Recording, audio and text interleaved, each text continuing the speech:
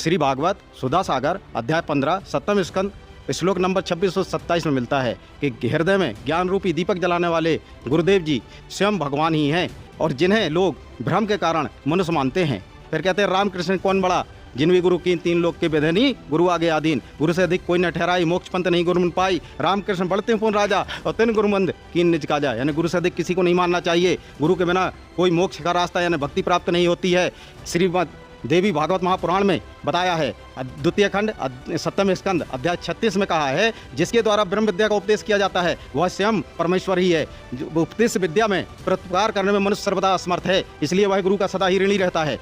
ब्रह्म विद्या का साक्षात्कार कराने वाला गुरु जो है सदा ही जन्म देने वाले माता पिता से भी श्रेष्ठ कहा गया है। गुरु को माता पिता से भी बड़ा बता दिया है, जबकि हमारी भारतीय संस्कृति कहती है कि प्रथम गुरु हमारी माँ होती है, माता पिता हमारे गुरु होते हैं प्रथम चरण में। जब गुरु से भी बड़ा बताते हैं, हमारी भारतीय संस्कृति कहती है या देवी सर्वभूतेषु मातृरूपेण संस्थिता, तब नमस्तस्य नमो नमः, माता को सबसे बड़ा गुरु बताया और प्रथम गुरु माँ, बच्चे की माँ होती है।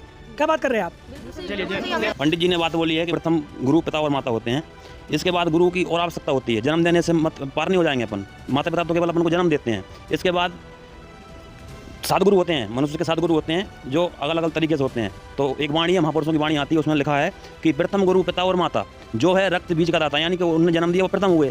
फिर दूसरा गुरु भय बदाई जो गर्भवास की मैल छुड़ाई। तीसरा गुरु नाम जो धारा सोई नाम से जगत पुकारा। चौथा गुरु जो शिक्षा दीना तब संसारी मार्ग चीना। पांचवा गुरु जो दीक्षा दीना यानी कि राम कृष्ण का सुमरण कीना। पांचवा गुरु जो होता है जो अपन को राम कृष्ण तक की भक्ति बताते हैं। और छठवा गुरु भ्रम सब तोड़ा, ओमकार से नाता जोड़ा। छठवा गुरु जो होंगे जो ब्रह्म तक की साधना बताएंगे केवल ओम। और फिर 7वां गुरु जो होता है, 7वां गुरु सत शब्द लिखाया, जहाँ से जीव आया वहाँ पहुँचाया। जो सतगुरु संत रामपाल महाराज जी 7वें गुरु हैं, वो सदगुरु हैं। वो सभी शब्दों को, सभी सारनाम सदनाम जो सब बताते हैं, खुलासा करते हैं, वो सदगुरु हैं। वो मोक्ष का मार्ग बताते हैं, यानी कि संत रामपाल महाराज जी सदगुरु हैं।